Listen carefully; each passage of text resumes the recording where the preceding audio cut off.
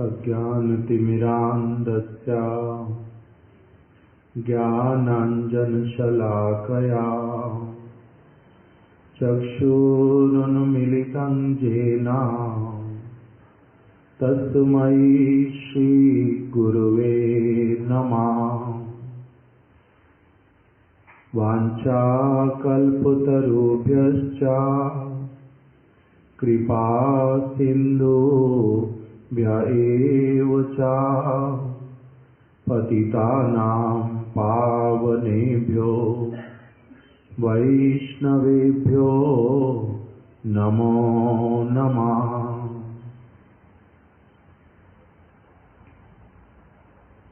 नमो महावदन्याय कृष्ण प्रेम प्रदायते कृष्णाय कृष्ण चैतन्य नामिने गौरात्विषे नमः।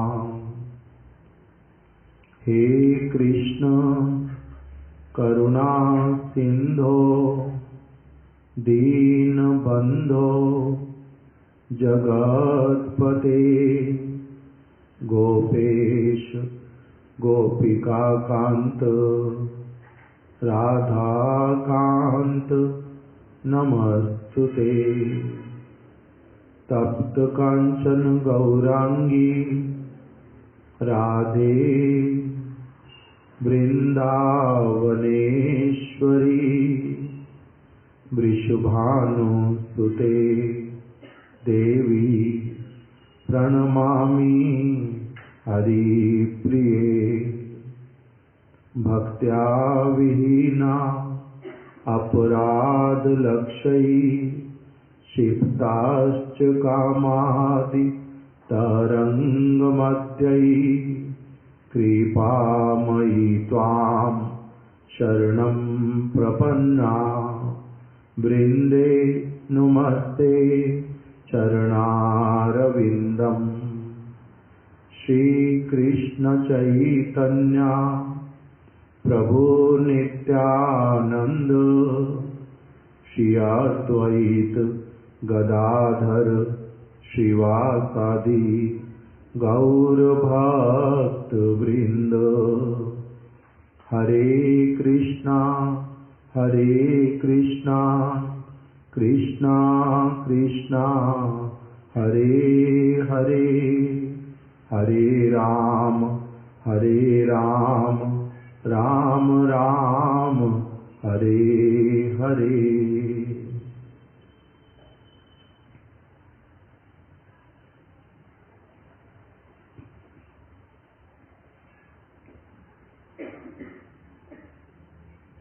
कल हम लोगों ने शिला परम गुरुदेव की तिथि का पालन किया। उसी के उपलक्ष्य में हमने उनके प्रबंध शास्त्रीय साधु संग इसको हम लोगों ने थोड़ा थोड़ा करके श्रवण किया। सर्वप्रथम श्रवण किया कि किस प्रकार से उन्होंने अपने गुरुपाद पद्म शिला सरस्वती ठाकुर जी को प्रणाम इत्यादि निवेदन किया।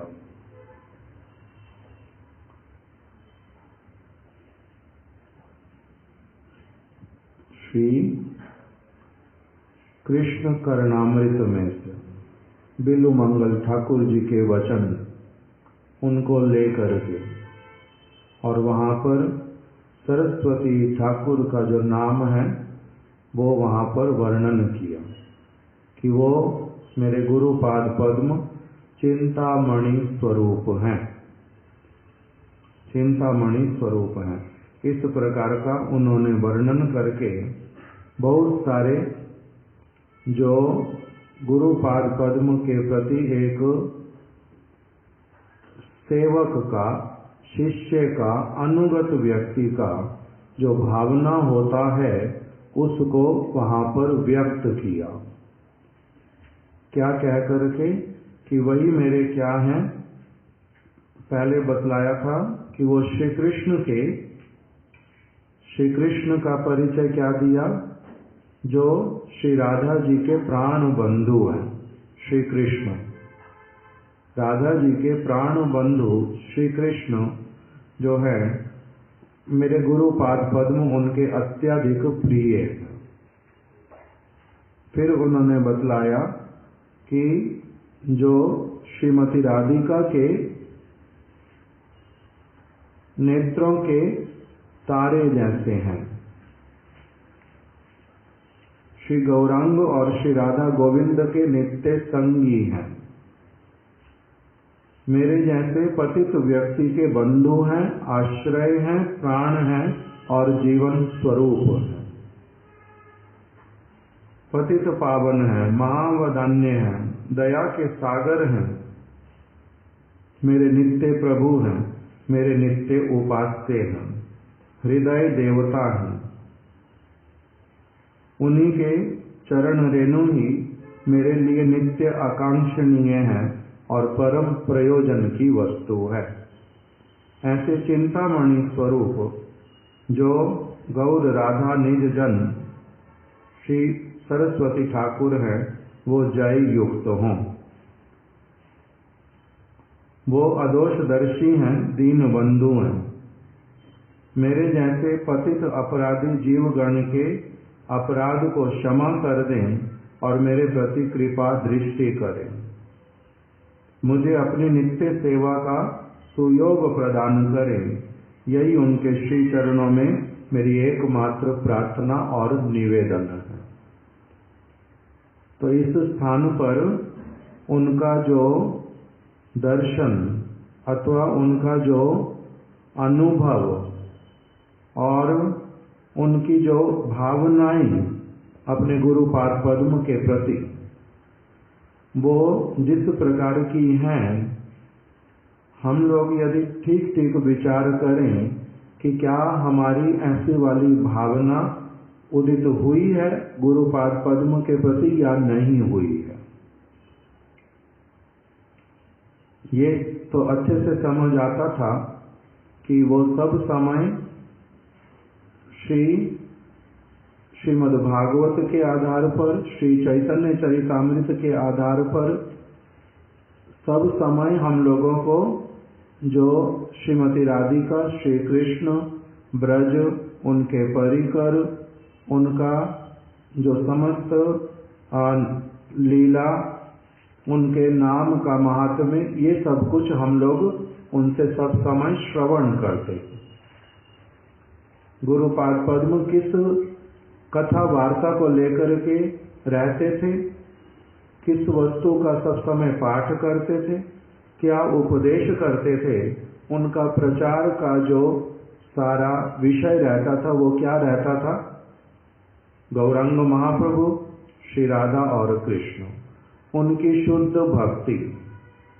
साधक एक जीव जो है कैसे उस भक्ति का शुद्ध रूप में याजन करे और अनर्थों को कैसे दूर करे और इस मार्ग पर सुष्ठु रूप में कैसे आगे बढ़ता जाए। इसी सारी वस्तु का सब समय कीर्तन करने के कारण ही उनसे क्या पता चलता है कि वो उनको जो श्री राधा कृष्ण, उनकी भक्ति और गौरांग महाप्रभु इत्यादि उनको किस प्रकार से प्रिय है। क्योंकि किसका गुणगान गाता है व्यक्ति? गुणगान एक व्यक्ति किसका गाता है? जो उसको सबसे अधिक प्रिय होता है, जिसका विषय बोलने से, स्मरण करने से, पढ़ने से जिनको आनंद आता है।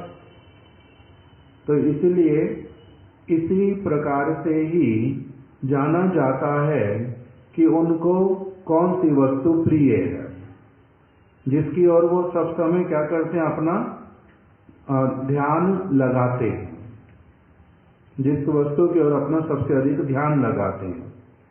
इसीलिए जो गौरांग महाप्रभु के उपदेशों को ही सब समय कीर्तन करेगा, स्मरण करेगा, कोई बात पूछने पर उसका ही उदाहरण देंगे और अपने आचरण में भी उसी के अनुरूप चलेंगे, तो इससे क्या पता चलेगा वो कौन है?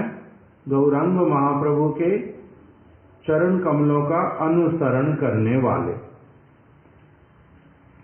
श्री कृष्ण ने जो कहा उसी के अनुसार यदि चलते हैं, उसी की बात करते हैं, तो इसका अर्थ क्या हो जाता है कि वो श्री कृष्ण के वचनों का अनुसरण करने वाले हैं।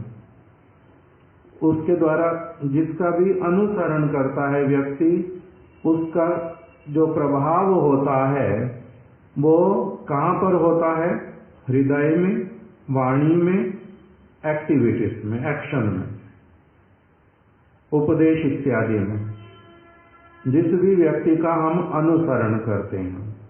तो इसीलिए उनके लिए जो सारे ये गुण बतलाए कि गुरुपाद पद्म में मैं क्या देखता था कि वो श्री गौरांग महाप्रभु, श्री राधा और कृष्ण का जिस प्रकार से महिमा गान करते हैं, इसी से ही क्या पता चलता है कि वो उनके अवश्य ही अत्यंत प्रिय होंगे। कौन?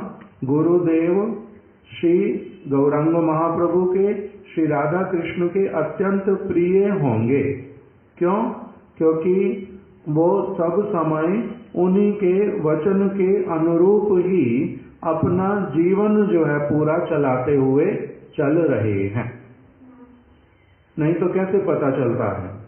हमारे जैसे व्यक्ति को कैसे पता चले कि मेरे गुरुपाद पद्म जो हैं वो राधा जी को, कृष्ण को, गौरांग महाप्रभु को, गुरु परंपरा के आचार्यों को, ये उनको सबको प्रिय होंगे, ये कैसे पता चलता है? हमने पीछे एक बार श्रवण किया था कि जैसे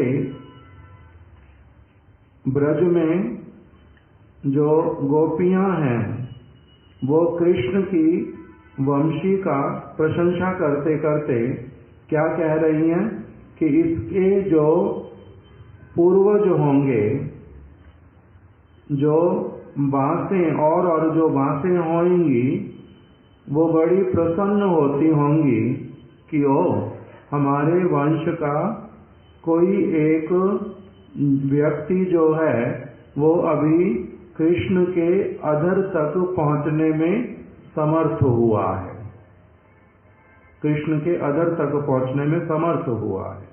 तो इसलिए उसके पूरे परिवार के सभी लोग आनंदित हो गए होंगे, प्रफुल्लित हो रहे होंगे। इसी प्रकार से जैसे किसी के घर का सदस्य अगर कोई ऊंचे पद पर पहुंच जाए तो घर के सारे सदस्य क्या होते हैं? बड़े प्रसन्न होते हैं।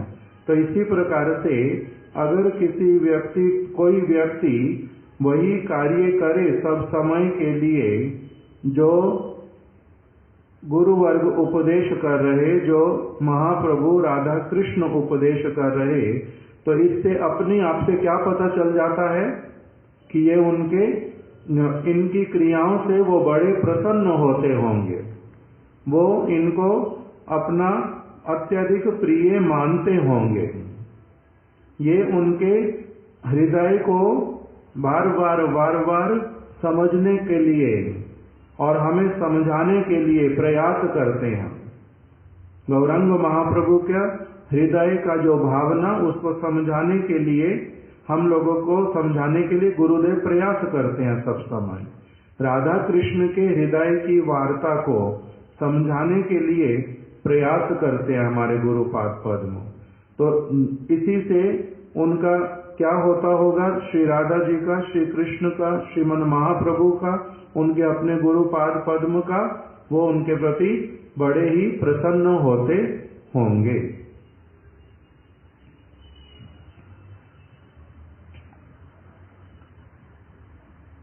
और फिर जब कह रहे हैं कि मेरे गुरुपाद पद्म जो हैं वो पतित पावन हैं और दया के सागर हैं, इस बात को आगे उन्होंने फिर कैसे बतलाया कि मैं तो इस संसार में था, और जो सारे संसार के व्यक्ति कार्य करते हैं उन सारे कार्यों में ही लगा रहता था।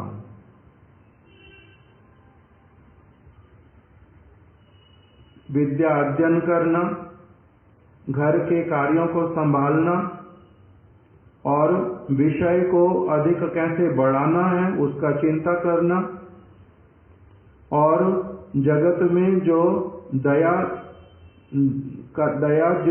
दया के नाम से जिस वस्तु को जाना जाता है उस प्रकार का किसी वृद्ध महिला को औषधि इत्यादि देना, और किसी जो साधारण लोग जिनके पास वस्त्र इत्यादि नहीं है उनको वस्त्र इत्यादि दे देना, किसी को औषधि इत्यादि की आवश्यकता है तो उनको औषधि इत्यादि प्रदान करना, ये सारा जो कार्य ये मैं करता था।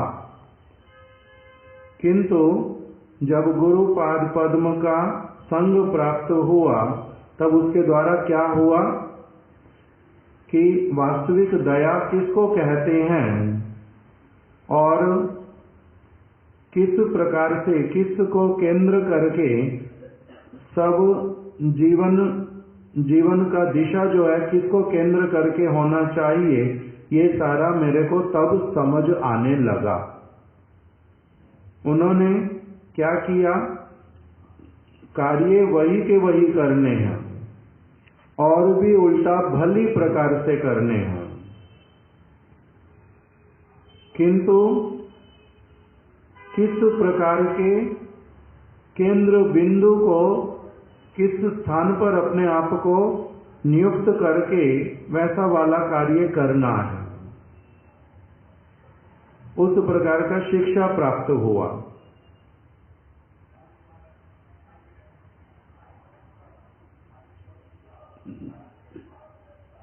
इसलिए अपने गुरुपाद पद्म के लिए उन्होंने और जो कहा कि नित्य मेरे प्रभु हैं, नित्य उपास्य हैं, ये सारा कुछ किस प्रकार से धारण किया।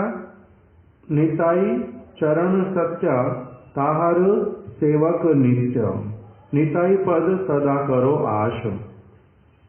ये वाला जो शास्त्र का वचन ये लिखा है नरोत्तम दास ठाकुर जी ने, और इसका पीछे जो आधार है वो क्या है, तद विष्णु परमं पदम सदा पश्यन्ति सूरया। सूर्यगण अर्थात जो महापुरुष गण हैं वो भगवान का जो स्थिति, भगवान का जो स्तर, भगवान का जो धाम, भगवान की जो वहां पर समस्त क्रियाएं वो नित्य दर्शन करते हैं। तद विष्णु परमं पदम सदा पश्यन्ति सूरया, कि भगवान को भी, भगवान के जो परिकर गण उनको भी, उनके धाम को भी सभी, और वो कैसे सभी परिकर गण भगवान की सेवाएं करने में नियुक्त रहते हैं नित्य काल के लिए। ये सारा कुछ कौन दर्शन करता है, दिव्य सूरी महत पुरुष गण। तो इसलिए जो गुरु के साथ में संबंध और भगवान के साथ में जो संबंध, ये संबंध नित्य संबंध है, इस जगत के संबंधों की तरह नहीं है। इस जगत के संबंध जो हैं वो एक समय आने पर सारे समाप्त हो जाते हैं, किंतु भगवान के साथ में और भगवान से अभिन्न जो गुरुपाद पद्म, जो सद्गुरु हैं, उनके साथ में संबंध का विच्छेद कभी भी होता नहीं, कभी नहीं होता, सब समय संबंध रहता। तो इसलिए उनको क्या कहा जाता है कि वो मेरे नित्य प्रभु हैं, नित्य प्रभु, नित्य उपास्य, इस प्रकार का जो ये उपदेश दे करके कि वो चिंतामणि स्वरूप है, और एक और उनके लिए गुण बतलाया, वो अदोषदर्शी हैं। अर्थात जो जिस भी व्यक्ति को वो सरल निष्कपट जान करके आश्रय प्रदान करते हैं, उसके फिर अनेकों दोषों को देख करके भी कोई असुविधा बोध नहीं करते। श्रील भक्ति वेदांत वामन गोस्वामी महाराज जी ने लिखा कि शरणागत व्यक्ति के 1000 खून माफ। जैसे बच्चा वो क्या करता है, क्योंकि अभी छोटा है, अज्ञानता है उसमें, इसी कारण से वो बहुत सारी भूल करता रहता, समय समय पर बहुत भूल करता है। 6-8 महीने का होने पर ही जब अपनी आप से थोड़ा बहुत इधर उधर घूमने लगता, घुटनों के बल हो भले ही, या फिर हाथ पैर हिलाने लगता, गोदी में लेने पर कंधे के ऊपर ले लिया, उस समय कभी किसी चीज को पकड़ करके हाथ लगाता, तोड़ देता नीचे गिरा करके, कभी नोट हाथ में पकड़ के फाड़ देता, कभी किसी चीज को खराब कर देता। पेन देखा, पेपर देखा, अनेक चीजें वो फाड़ करके फेंक देता, उसको उसके ऊपर पेन चला करके सारे के सारे अच्छी कॉपी नोटबुक उसको पूरा का पूरा खराब कर डालता। दीवारों के ऊपर चौक से और ना जाने क्या क्या करता रहता। कि नुकसान है ना नहीं है, एक दृष्टिकोण से बहुत सारे नुकसान, और उसकी भूल भी बहुत प्रकार की। किंतु ये सारी भूल देख करके अगर कोई बच्चे के ऊपर क्रोध करता है तो उसको क्या कहा जाता है कि पागल हो, बच्चा है ना, उसको समझ है कोई इस चीज की, उसको क्यों ऐसे मार रहे हो, उसके ऊपर क्यों गुस्सा कर रहे हो, ऐसा ही तो बोला जाता। किस लिए? क्योंकि वो कौन है, अभी बच्चा है।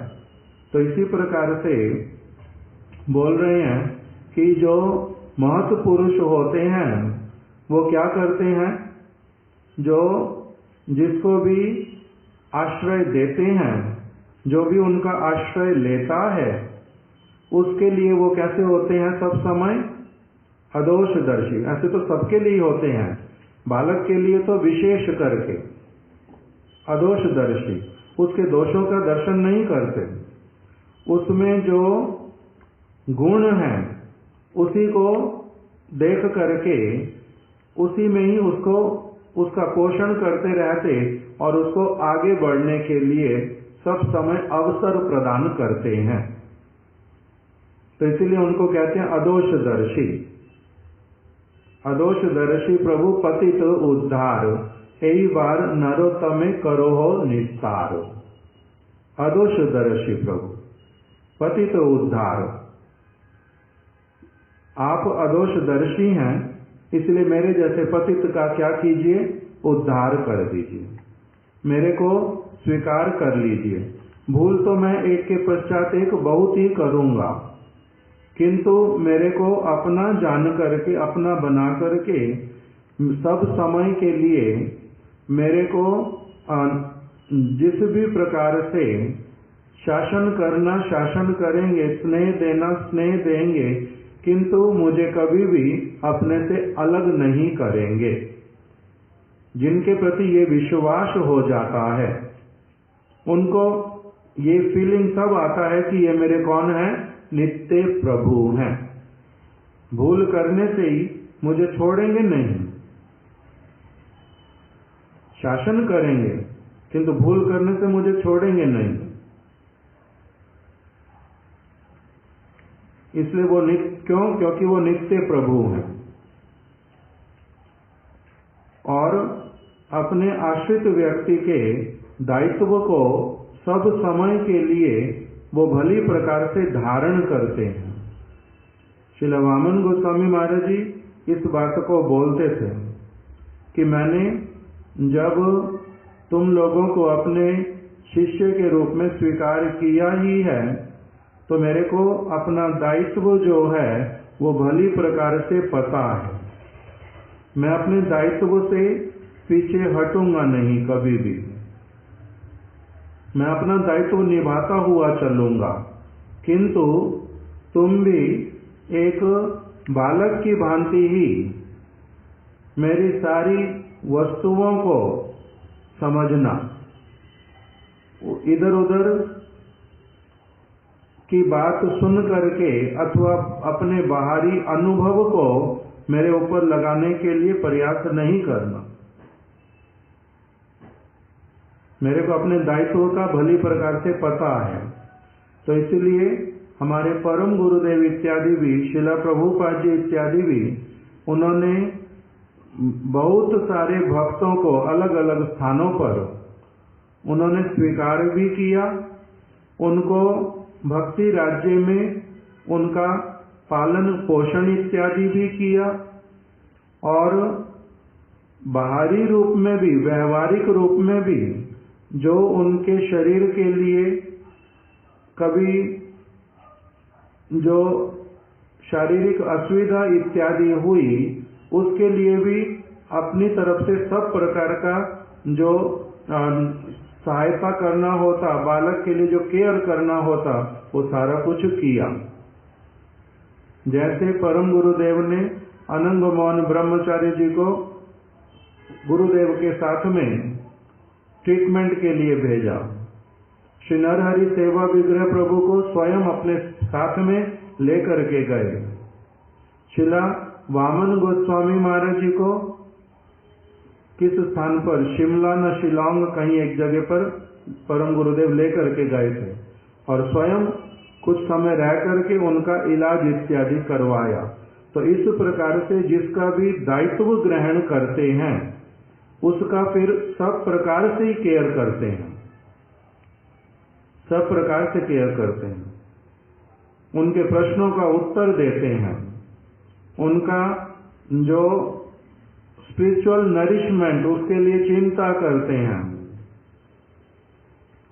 इसलिए उनको उनके प्रति फिर जो भावना आता है वो बहुत अलग प्रकार का, कि ये कैसे वाले हैं, ये अदोषदर्शी हैं, दीन बंधु हैं।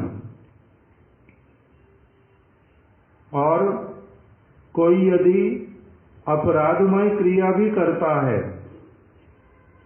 उसकी उस अपराध को भी वो क्षमा कर देते हैं अपने गुणों के द्वारा।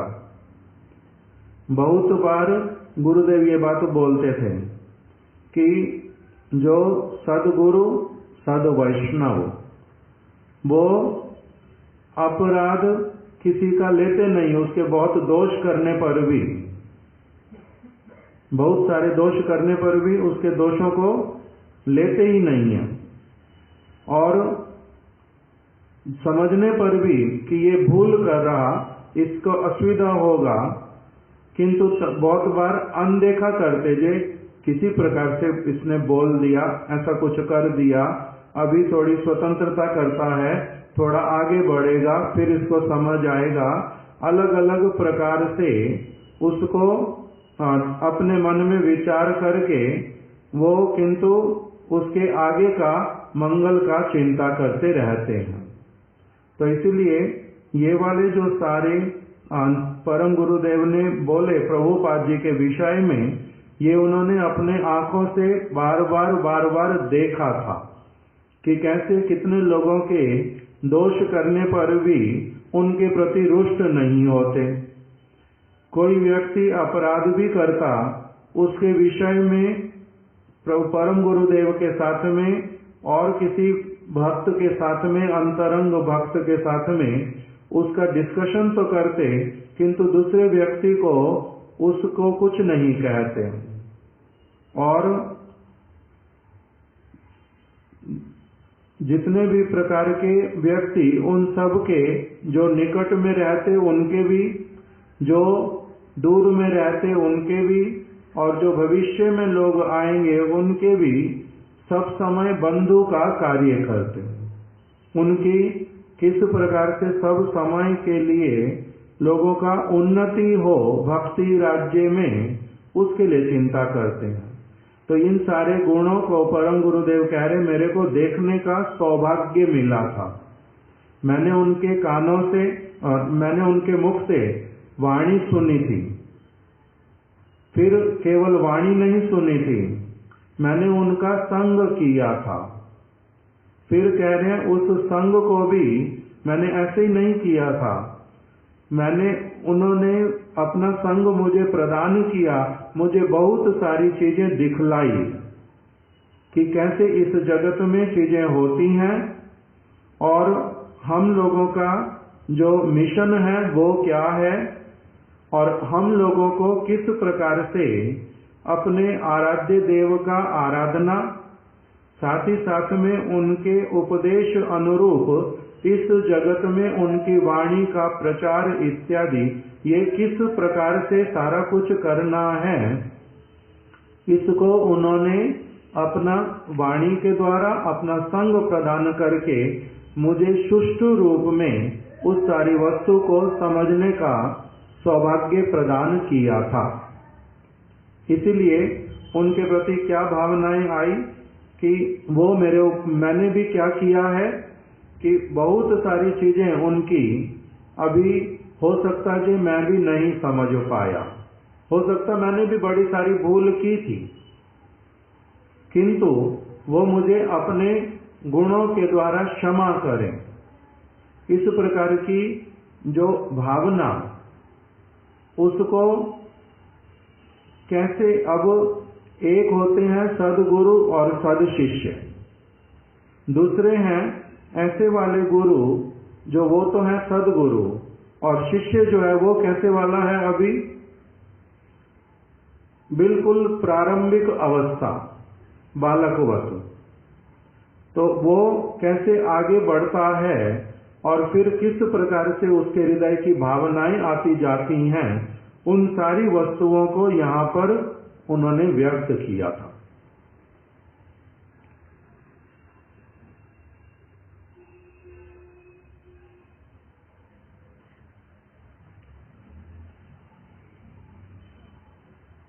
शिला प्रभुपाद जी ने ही कह रहे मुझे ये भली प्रकार से सिखा दिया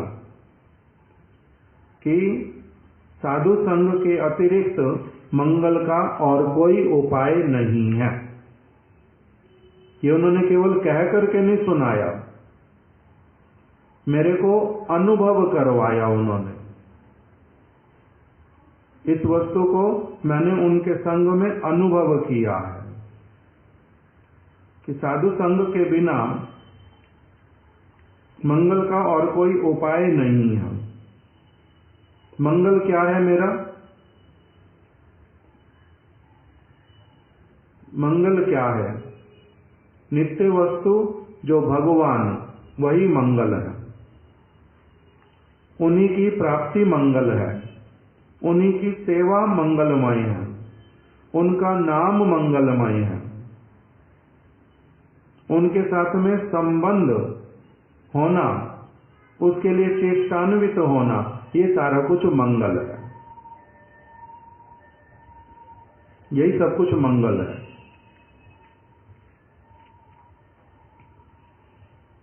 तो वो जो मंगलमय वस्तु भगवान, उन तक पहुंचने के लिए, उनके प्रति सब समय उन्मुख रहने के लिए जो आवश्यक वस्तु है वो क्या है? साधु संग।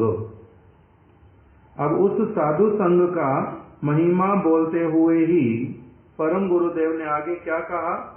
एक ही बात में कह रहे, मैं सारी बातें बोल देता हूं। एक कथाए साधुई जीवनेर जीवन स्वरूप। वास्तविक रूप में साधु ही जो हैं वो क्या है?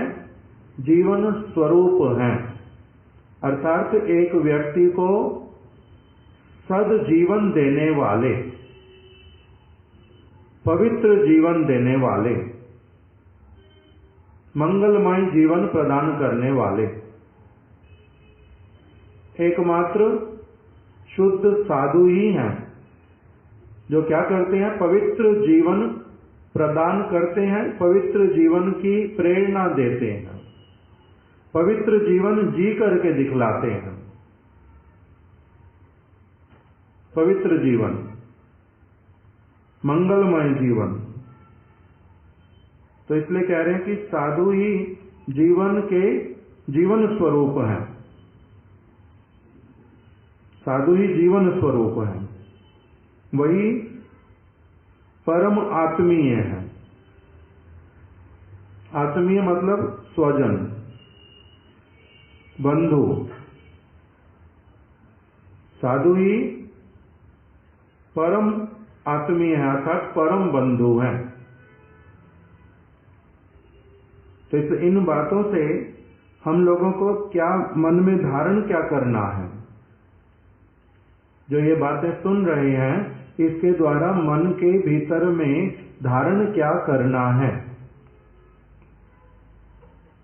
कि मेरे को अगर ये बात सुन करके मन में धारणा आ जाती है, चेष्टा होती है, प्रार्थना निकलती है कि हाँ मेरे को सब समय साधु संग में रहना, मेरे को साधु संग मिलता रहे, मेरे को इससे अलग ना जाना पड़े, मैं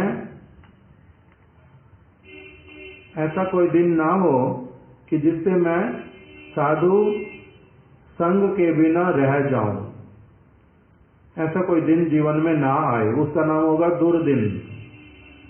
इस प्रकार का भावना, ऐसी वाली शिक्षा भी साथ में दे रहे हैं कि देखो, जैसे हमारे महाराज जी ने उपदेश कर दिया अंतिम समय में, क्या उपदेश किया कि हरि कथा के बिना कभी रहना नहीं। अर्थात ये हरि कथा के बिना रहना नहीं मतलब साधु के बिना कभी रहना नहीं, साधु संग के बिना। शास्त्र से हरि कथा मिलेगी, साधु से हरि कथा मिलेगी। हरि कथा के बिना रहना नहीं, इसका अर्थ क्या, साधु के बिना रहना नहीं, शास्त्र के बिना रहना नहीं। और अगर उसके बिना रहते तो वो दिन जो है वो कैसा वाला होगा, दुर्दिन। तो दुर्दिन कोई भी चाहता अपने जीवन में, क्या चाहते हैं, सुदिन।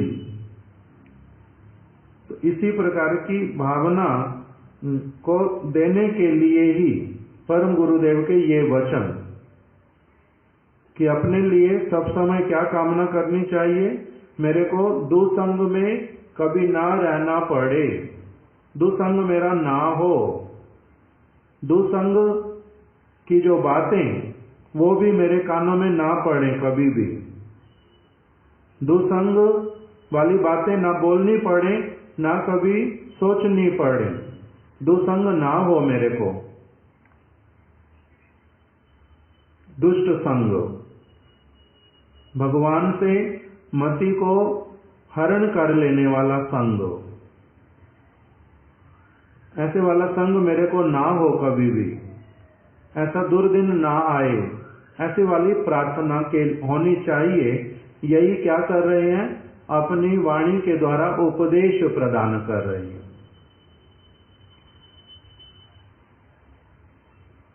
इसलिए उनका देखा जाता था कि वो जो श्लोक ततो दुसंगम उत्सृज्य सत्सु सज्जेत बुद्धिमान संता एवाच्यचिंदन्ति मना व्यासंगम उक्ति भी, इस वचन को इस प्रबंध में भी उन्होंने बोला कि भागवत में इसीलिए हम लोगों को कहा गया कि क्या करना, ततो दुसंगम उत्सृज्य, दुसंग को अपने से बहुत अधिक दूर रखना, दुसंग को दूर रखना, और सब समय के लिए क्या करना, सत्संग करना।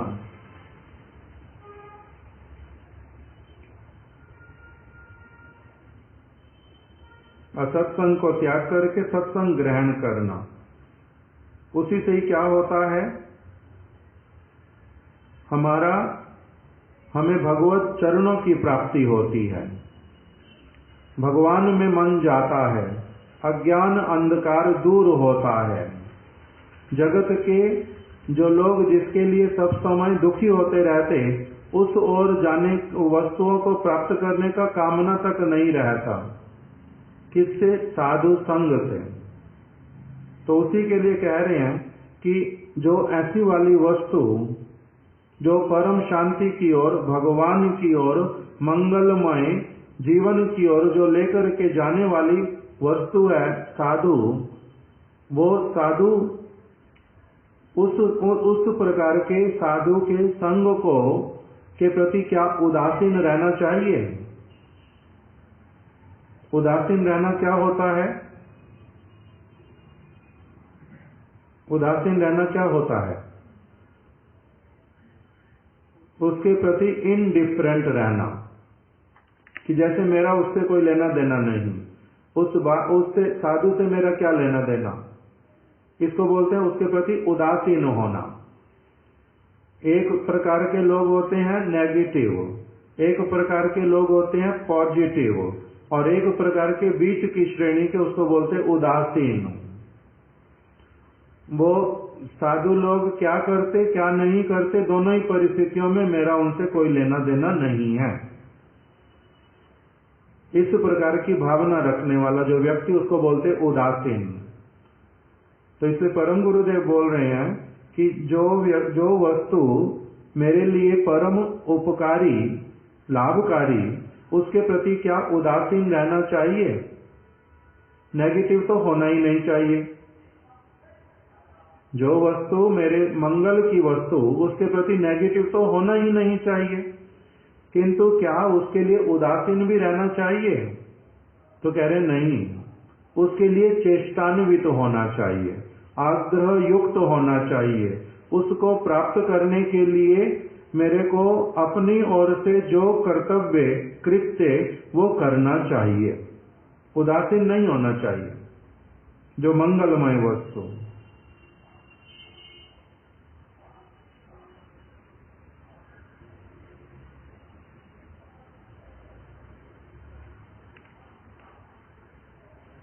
अब हम लोग एक बात जो बार बार सुनते हैं कि साधु संग मिलता नहीं, साधु संग मिलता नहीं, उसके लिए परम गुरुदेव कह रहे हैं कि ये बात मैं कह सकता हूं कि जो विशुद्ध साधु संग वो अत्यंत सुदुर्लभ है। सुदुर्लभ भी बता दिया, पहले शब्द आता दुर्लभ, फिर आता है सुदुर्लभ, और फिर आता है अत्यंत सुदुर्लभ। यद्यपि सुदुर्लभ में सारा कुछ आ गया, फिर भी उसको गुरुत्व देने के लिए बोल रहे हैं कि जो ऐसे वाला साधु संग जिसके द्वारा क्या होता है, मेरा भगवत प्रीति, भगवान की ओर मेरा चलना होता है, मंगलमय जीवन होता है, जिनके संग से ऐसे वाले साधु का मिलना अत्यंत सुदुर्लभ है। कह रहे ये मेरे को पता है, स्वीकार करता हूं, एडमिट करता हूं, किंतु ऐसा होने पर भी साधु निष्कपट साधु संग प्रार्थिर पक्षे एक बारे अप्राप्य नहीं, किंतु ये असंभव वस्तु है, ये बात नहीं है। इम्पॉसिबल नहीं, पॉसिबल है। अप्राप्य नहीं है, प्राप्य है। इस जगत में भी प्राप्य है, अप्राप्य नहीं है क्या? किंतु अत्यंत सुदुर्लभ, अत्यंत सुदुर्लभ होने पर भी ये नहीं कहा जा सकता कभी भी कि ये पूरी तरह से पूर्ण रूप में ये अप्राप्य है। अप्राप्य नहीं है, प्राप्य है।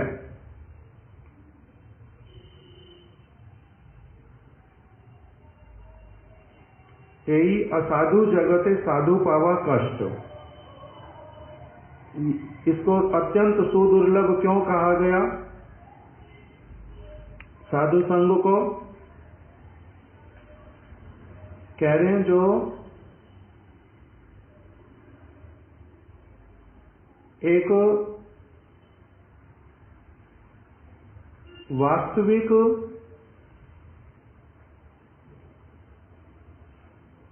उस साधु के नाम के साथ में पूर्ण रूप में न्याय करने वाला जो व्यक्ति, उसके साथ में न्याय करने वाला अर्थात पूर्ण रूप में जो साधु, इस साधु नाम के सर पर पूरी तरह से खरा उतरने वाला, ऐसे वाला साधु मिलना क्या है? कष्टकारी है, सुदुर्लभ है, अत्यंत सुदुर्लभ है। किंतु तब भी इस क्योंकि नहीं तो ये जगत है ऐसे असाधु जगत, असाधु जगत है। उस प्रकार का सर, उस प्रकार के व्यक्ति का मिलना कठिन है थोड़ा।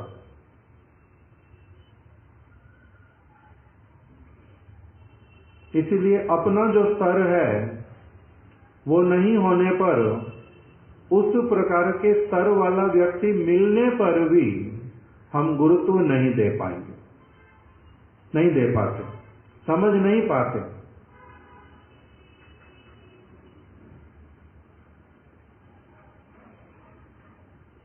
इसलिए स्वयं भगवान जो हैं वही क्या करते हैं? साधु के रूप में अवतरित हो गए, कभी अपने भक्तों को भी भेजते हैं और फिर दो प्रकार के साधुओं के साथ में हमारा साक्षात्कार करवा देते हैं।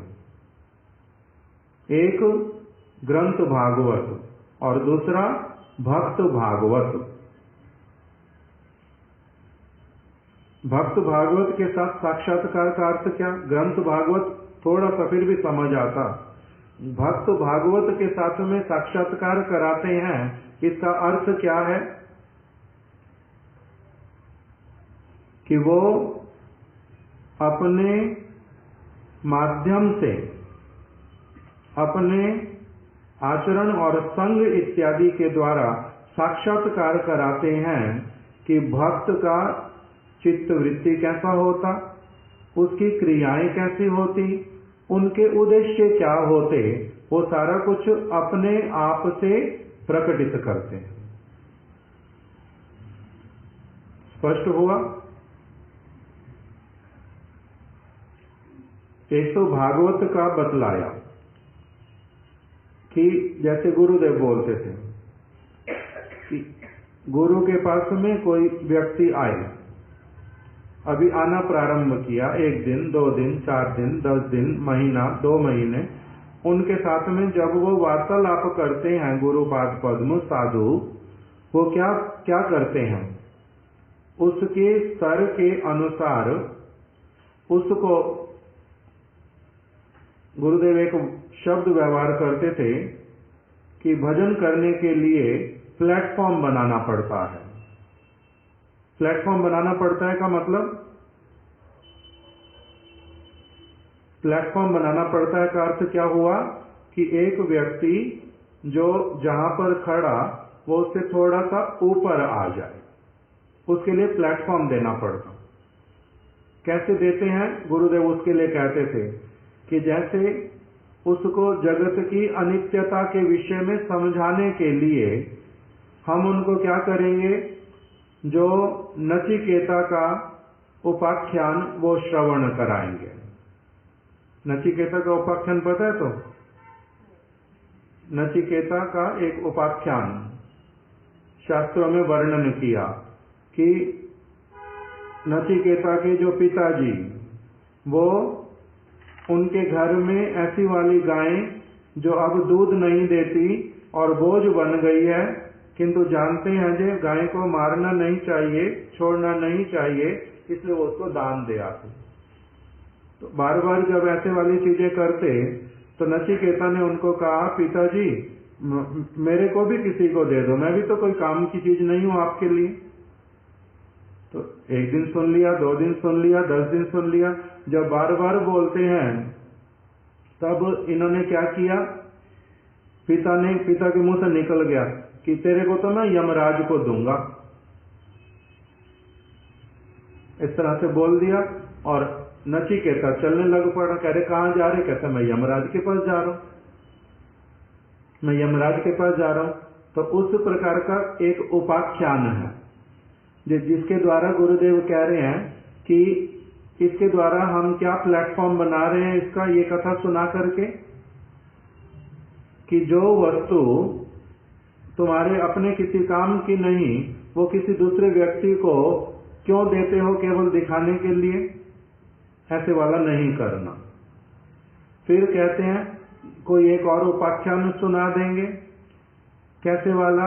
कि हिरण्यकश्यपु ने अपने भाई के मर जाने पर क्या क्या उपदेश दिए, किंतु उपदेश तो अच्छे ही दिए, उसका अपना आचरण कैसा था? तो इसलिए उपदेश देने से ही होता नहीं, वो अपने आचरण में भी वस्तु होनी चाहिए। फिर हम कोई और उपाख्यान सुनाएंगे उसको कि नारद ऋषि का देखो, उनकी इधर हिरण्यकश्यपु का भाई मर गया, माता को, घर के सदस्यों को तो इन्होंने शांत करने के लिए कुछ कुछ बातें बोल दी, किंतु स्वयं ही कैसा रहा? मन मन में बड़ा दुखी रहा और भगवान हरि से बदला लेने के लिए कितने तरह के प्रयास क्यों नहीं करता रहा। दूसरी ओर नारद जी का उपाख्यान सुनाएंगे तो फिर अंतर बतलाएंगे। हिरण्यकश्यपु ने केवल उपदेश किया और नारद जी ने भी वही उपदेश किया, किंतु दोनों के उपदेश में अंतर क्या है। इस प्रकार से हम उसके लिए क्या करेंगे कि प्लेटफॉर्म प्रस्तुत करेंगे जिससे कि वो व्यक्ति क्या होता जाए, ठीक वस्तु को समझते हुए आगे बढ़ता जाए, ठीक वस्तु को समझते हुए आगे बढ़ता जाए। तो इस प्रकार से एक तो क्या कराते हैं, भागवत के उपाख्यान इत्यादि श्रवण करवा करके उसके स्तर को ऊपर उठाते हैं, और फिर दूसरी तरफ से अपने आचरण के द्वारा कैसे, उसके लिए गुरुदेव उदाहरण दे रहे हैं कि देखो कोई एक शिष्य गुरु के पास में आया और वो गुरुदेव को कहने लगा कि गुरुदेव आज मैं एक ये व्यक्ति को अपने साथ में लाया हूं, ये व्यक्ति, इसका पॉलिटिकल बैकग्राउंड बहुत अच्छा है, आप इसको थोड़ा अच्छे से अटेंड कर लेना, फिर ये हमारी काम पड़ने पर हमारी सहायता कर पाएगा। कौन लेके आया? अपना ही शिष्य लेकर के आया। किसको लेकर के आया? पॉलिटिकल बैकग्राउंड के व्यक्ति को। और गुरुदेव को कहा कि इनको अटेंड करना। तो गुरु ने उस समय कह रहे साथ साथ में उसको क्या बोल दिया कि हाँ ठीक है ठीक है, तुम अभी रहने दो, अभी हमारे से मत मिलाओ, तुम खुद ही उनसे मिल करके अपनी आप देख लो जो तुमने उसको कैसे अटेंड करना और कैसे वो तुम्हारा काम निकाल सकता। हमारा कोई काम नहीं पड़ता इस तरह का किसी से भी, हमारा कोई काम नहीं पड़ता इस प्रकार का किसी से भी। तो अभी शिष्य कहता नहीं नहीं गुरुदेव काम पड़ते हैं, मत पढ़ते हैं ना, तुम देख लो तुम्हें जो देखना।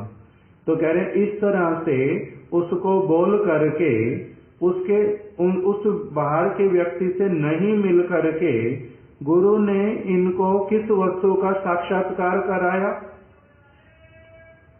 अपने हृदय की भावना का, अपने मैं किस वस्तु को गुरुत्व देता हूं और किस प्रकार का मेरा जो जीवन है उसका उन्होंने उसको दर्शन कराया। यदि तो शिष्य सौभाग्यशाली होगा तो वो तो क्या कर लेगा, इस प्रकार की बात सुन करके वो समझ लेगा कि ये ऐसा क्यों कहा गया। और अगर उसका अभी प्लेटफॉर्म तैयार नहीं हो रखा तो वो इस प्रकार का साक्षात्कार जो है गुरु का नहीं कर पाएगा। कोई और एक व्यक्ति, उसके लिए भी गुरुदेव ने बोला कि एक व्यक्ति साउथ अफ्रीका से 2-3 लोगों को, है भारतीय व्यक्ति, साउथ अफ्रीका के 2-3 लोग गुरुदेव के दर्शन करने के लिए आए। दर्शन किसके करने आए हैं? गुरुदेव के। शिष्य के दर्शन करने नहीं आए, किंतु शिष्य को जानते थे पहले से, शिष्य को पहले से जानते हैं, वो साउथ अफ्रीका के लोग। तो अभी उन्होंने वही जो जिसको जानते हैं वही शिष्य आकर के गुरुदेव को बोल रहा कि गुरुदेव, ये साउथ अफ्रीका के 3 लोग आए हैं, मैं इनको जानता हूं, ये बहुत सारे लोगों को सहायता करते हैं फाइनेंशियली, ये बहुत धनी व्यक्ति हैं, ये बहुत धनी व्यक्ति, इसलिए गुरुदेव मैंने आपको इनके बारे में पहले बता दिया, अभी उनको ला रहा हूं आपके दर्शन के लिए। और दर्शन के लिए लेकर के आ गए और गुरुदेव ने सबसे पहले ही बोलना प्रारंभ किया कि इस जगत में बहुत धनी लोग, बड़े बड़े राजा हो, किंतु कोई भी सुखी नहीं है, सारे दुखी। वो धन लेकर के जिस वस्तु को बहुत बड़ा मानते हैं, मैं जिनके द्वारा दीक्षित शिक्षित हूं, वो लोग उसको टट्टी कहते हैं, वो लोग उसको टट्टी कहते हैं। तो इसलिए तुम लोगों ने बहुत सारा जो है मल इकट्ठा करके रखा है, बहुत सारा मल इकट्ठा करके रखा है। तो इसीलिए धीरे धीरे क्या करना, उस मल से अपने आप की सफाई करना प्रारंभ करना, तभी हमारे पास जो आए हो तभी तुम्हारा दर्शन का लाभ हो, नहीं तो तुम्हारा लाभ क्या होगा? हमारे पास दर्शन करने के लिए आए, तो इसलिए उस तरफ जो अपना सारा एनर्जी लगाते हो, उस तरफ एनर्जी लगाना कम करके, तुम्हारे पास तो बहुत धन हो गया, आराम से तुम्हारा सारा जीवन चला जाता है, उस तरह का और ज्यादा चिंता करना नहीं उस तरफ। अब जो है दूसरी तरफ चिंता करनी प्रारंभ करो कि आज अभी अगर तुम्हें मरना पड़ेगा तो तुम्हें अगला जन्म जो है कहां पर मिलेगा, कैसे वाला मिलेगा, उसकी चिंता करना। ये सारा कह करके गुरुदेव ने उनको भेज दिया, वो दर्शन करके चले गए।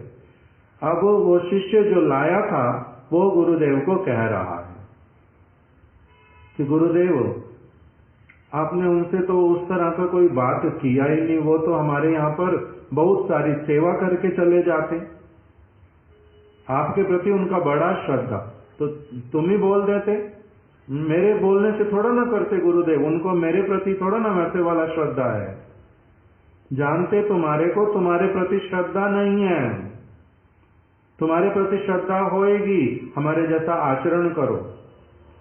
तुम भी उस चीज को समझो कि वो टट्टी है, हम उसके लिए यहाँ पर नहीं बैठे हुए, हम ऐसे वाले गिद्ध बन करके बैठे रहें जो जैसे पता चले कोई धनी व्यक्ति आया एकदम से और उसको किसी चीज को नहीं देख करके केवल वहीं पर नजर लगा करके रखें। इसीलिए उल्टा तुम भी क्या करना, इस सारी चीज में से निकलना, ऐसे वाले नहीं बनना। कौन धनी कौन निर्धन, कौन बड़ा कौन छोटा, जो जड़ भरत जी ने रहुगण को सिखलाया उस बात को तूने कभी नहीं सुना हमारे से।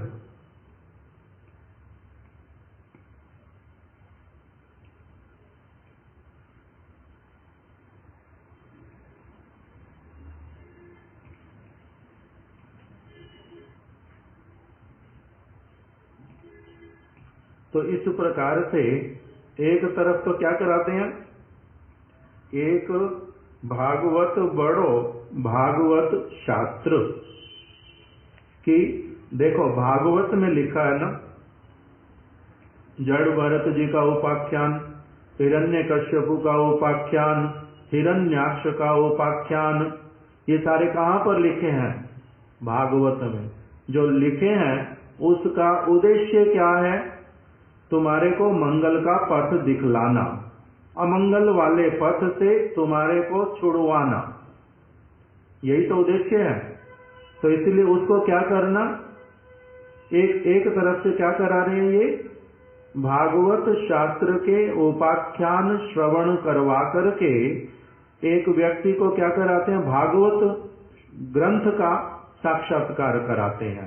और दूसरी तरफ से अपने आदर्श चरित्र के द्वारा जिसमें वो प्रतिष्ठित हैं, वो उसको दर्शन करवा करके जो भक्त भागवत कैसा होता है उसके साथ में साक्षात्कार करवाते हैं। इसीलिए बोल रहे हैं कि एक भागवत बड़ो भागवत शास्त्र, आर भागवत भक्त भक्ति रस पात्र। जिसके हृदय में भक्ति सब समय विराजित रहती है, जिसके हृदय में भगवान सब समय विराजित हैं, वो फिर किसी दूसरे व्यक्ति की पॉलिटिकल बैकग्राउंड को देख के अथवा धन इत्यादि को देख करके उसके द्वारा वो चालित हो जाएगा। कहते वो किसमें डूबा हुआ, वो भक्ति रस में डूबा हुआ है भाई। इस प्रकार का कि मेरे को ये सारी वस्तुएं जो हैं उस तरफ मेरे को समझाने के लिए नहीं आना कि ये धन दे सकता, ये पॉलिटिकल हेल्प कर सकता, हमारे नहीं करेगा तो भी क्या हमारा हानि होगा, कोई हानि होगा नहीं। इस प्रकार का जो अपना आचरण दिखला करके इस व्यक्ति की मानसिकता को, चित्त वृत्ति को अग्रसर कराते हैं, इसी का नाम क्या है कि वो इसको दूसरा एक ग्रंथ भागवत का साक्षात्कार कराते और दूसरी तरफ से क्या कराते हैं, भक्त भागवत का साक्षात्कार कराते हैं। दुई भागवत द्वारा दिया भक्ति रस, और इस प्रकार से दो भागवत के द्वारा भक्ति रस प्रदान करके तार हृदयकार प्रेमे हाय वश। इस प्रकार से जो भक्ति रस का दान करते हैं, इसी के द्वारा ही क्या हो जाता है, उसका हृदय पूरी तरह से जीत लेते हैं। किसका, जिस व्यक्ति को स्वीकार कर लेते हैं, अपना बना लेते हैं, उसको फिर इस प्रकार का रस पान करा के, ये रस है, हमें लगेगा रस इंसल्टिंग लगेगा। जिस समय इस प्रकार का कोई बात आ जाता है तो उस समय शिष्य को बड़ा असुविधा होता है। ये हम लोगों ने भी देखा कि कब कैसे कैसे उपदेश आते और उनको बुद्धि के स्तर पर अच्छी तरह से समझने पर भी अंदर से हृदय जो है कैसे एक व्यक्ति का परेशान रहता। जैसे वल्लभाचार्य जी का हृदय जो है महाप्रभु से, उनके संगियों से प्रश्न किया। पहले क्या प्रश्न किया था कि भगवान को आप लोग कहते हैं कि वो हमारे पति हैं, पालन करने वाले। साधारण जगत में ही पत्नी अपने पति का नाम नहीं लेती मुख से, तो आप लोग फिर पति का नाम सारा दिन अपने मुख से क्यों बोलते हो? अद्वैताचार्य प्रभु से पूछा महाप्रभु की प्रेजेंस में। तो अद्वैताचार्य प्रभु ने कहा साक्षात महाप्रभु सामने बैठे हैं, उन्हीं से ही पूछ लो, वही उत्तर दे देंगे। तो महाप्रभु ने क्या उत्तर दिया कि तुम अभी बिल्कुल अज्ञे बात करते हैं, कैसे वाली प्रज्ञावदांश भाषा से, बहुत बड़े विद्वान जैसे, इतना बड़ा लॉजिक मैंने रखा, किंतु साधारण सी बात नहीं पता कि पति का आदेश यदि हुआ कि मेरा नाम ग्रहण करो, तो उस समय पति का आदेश पालन करना बड़ी बात, न कि अपने मन का जो विचार उसको रखना बड़ी बात हो। साधारण लौकिक नियम को रखना बड़ी बात, न कि पति की प्रसन्नता के लिए वो नाम लेना बड़ी बात हो। ये जैसे ही बोला, समझ तो उन्होंने लिया कि क्या कहा जा रहा है। फिर उन्होंने दूसरे समय में बोला कि प्रभु मैं आपको कृष्ण नाम की मैंने व्याख्या लिखी है, वो सुनाना चाहता हूँ। तो महाप्रभु ने साथ साथ बोल दिया कृष्ण नाम और उसकी फिर व्याख्या, उसकी व्याख्या मैं मानता ही नहीं। कृष्ण नाम का अर्थ क्या होता है? यशोदानंदन श्याम सुंदर। इसके अतिरिक्त और क्या व्याख्या होती है? और कोई व्याख्या होती ही नहीं। जब सबके सामने बोल दिया, इनको समझ तो आया कि वास्तविकता तो यही है, किंतु अंदर ही अंदर से तिल मिलाते रहते हैं, बड़े दुखी होते हैं, कष्ट पाते हैं कि इनकी सभा में एक बार अंततः मैं ऐसा कुछ कर दूं जिसके द्वारा ये मेरी मान ले कि भैया मेरी बुद्धि कितनी तेज है, मैं कितना विशेष जो है एक स्तर का व्यक्ति हूं। उन्होंने बोला मैंने भागवत की टीका को लिख करके लाया हूं, बड़ी अच्छी टीका, श्रीधर स्वामी की टीका से भी बहुत अच्छी है। महाप्रभु ने साथ साथ में उत्तर क्या दिया? स्वामी के जेना माने तार वैश्य ते गणन, वो हमारे भागवत के सबसे प्राचीन टीकाकार, इतना सुंदर रूप में उन्होंने लिखा, तुम उनके अवहेलना करके बोल रहे हो जो मैंने उससे भी अच्छी भागवत की टीका लिखी है, तुम तो अपने स्वामी को भी नहीं मानते, तो तुम्हारा तो गिनती किसमें होएगा? व्यभिचारी व्यक्ति में, वैश्य में। तो इस प्रकार से बोल दिया, तो ये बार बार क्या होते हैं? मन मन में बड़े दुखी होते, बड़े दुखी होते। तो इसी प्रकार से शिष्य की अवस्था होती है, जब उसके द्वारा सोचे गए विषय को, बुद्धि के द्वारा सोचे गए विषय के ऊपर जब गुरु पाद पद्म का प्रहार होता है, तब वो सहज रूप में स्वीकार नहीं कर पाता, किंतु जिसके ऊपर कृपा होती है, कृपा होती है का अर्थ जिसका कुछ प्लेटफॉर्म होता है, आधार होता है, वो फिर इस वस्तु के भावना को ग्रहण करके उसके पार जा पाता है। जैसे उन्होंने फिर विचार किया कि मेरे प्रति पहले तो स्नेह युक्ति थे, मधुर वचन ही बोलते थे, अपने साथ में बिठाते थे, मेरे भोजन देने पर भोजन करते थे, चरण धुलाने पर चरण भी इन्होंने तो धुलवा लिए थे मेरे से, और मैंने निमंत्रण किया, मेरे निमंत्रण को स्वीकार भी करते थे, आलिंगन करते थे, इतना सारा कुछ तो मेरे साथ करते हैं। तो फिर अब क्या मेरे को दुख देने के लिए कुछ बोल रहे होंगे? ये क्या मेरे को नीचा दिखाने के लिए कुछ कर रहे होंगे? ये तो ऐसे वाले नहीं थे, ये तो सब समय भगवान की वार्ता करने वाले, नाम के रस में मग्न रहने वाले, भागवत की बातें करने वाले, साधु के वेश में, सारी जगत की वस्तुओं से अलग। तो फिर ये मेरे साथ ऐसा क्यों करेंगे? मेरे को पता चला, इंद्र जो है बड़ा अभिमान कर रहा था अपने मन में, इसीलिए कृष्ण ने उसी के मंगल के लिए उसके अभिमान को चूर्ण विचूर्ण किया था। इसी प्रकार से मेरे मन में जो अपने आप को बड़ा दिखाने की, ऊंचा दिखाने की और विद्वत्ता को ही गुरुत्व देने का जो ये मैं भूल कर रहा हूं बहुत बड़ा, इसी कारण से वहां से ऐसे वाला मेरे ऊपर शासन हो रहा है। मेरे को सुधारना चाहते हैं, मेरे को तो ये अहंकार और ये वृत्ति भावना अपने हृदय से निकालनी पड़ेगी, तो ये तो मैं ही तो खराब कर रहा हूं।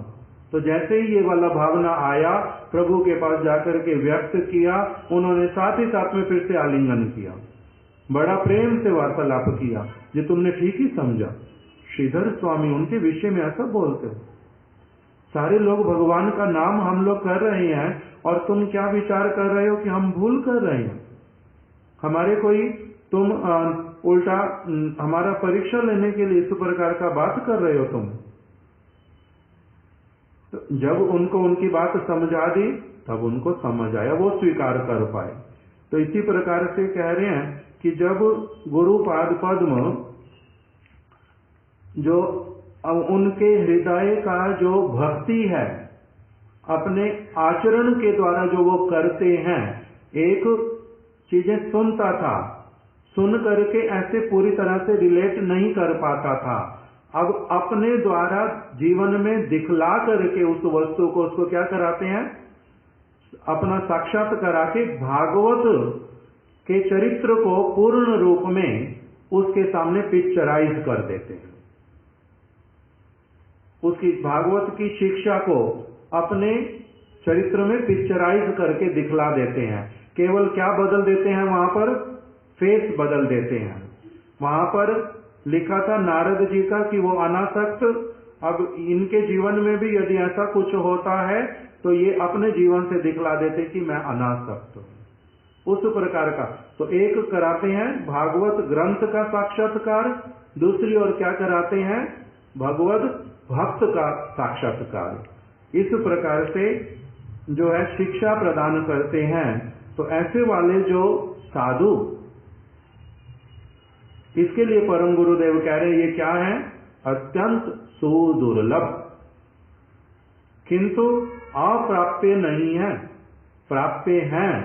किसके लिए, जो कैसे वाला होगा, जो निष्कपट साधु संग प्रार्थी, जो प्रार्थना करता है कि हाँ मैं साधु के चरित्र को, साधु के संग को धारण करना चाहता हूं, तब उसको इस प्रकार का सौभाग्य प्राप्त होता है।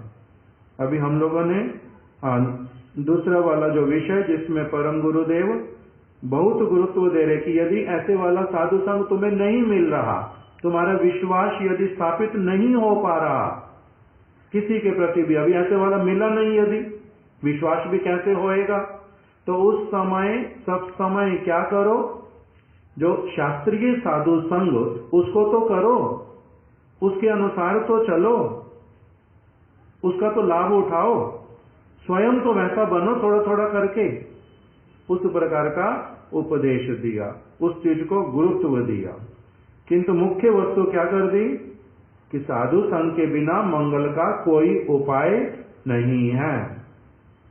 किस प्रकार का कुछ कुछ हम लोगों ने श्रवण किया था, अभी भी फिर से रह गया जो परम गुरुदेव का बात, देखते हैं कैसे फिर उसको और श्रवण करेंगे।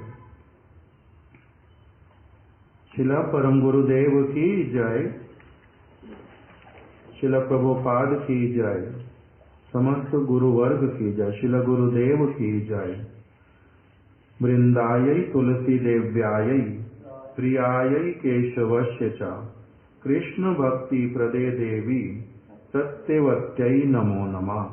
वाञ्छाकल्पतरुभ्यश्च कृपा सिन्धुभ्य एव च पतितानां पावनेभ्यो